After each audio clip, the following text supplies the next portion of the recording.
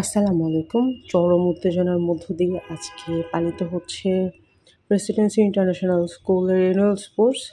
আর এখন যে জায়গাটা দেখছেন এটা হচ্ছে বন্ধু স্টেডিয়াম গেটের অপোজিটের দিকটা।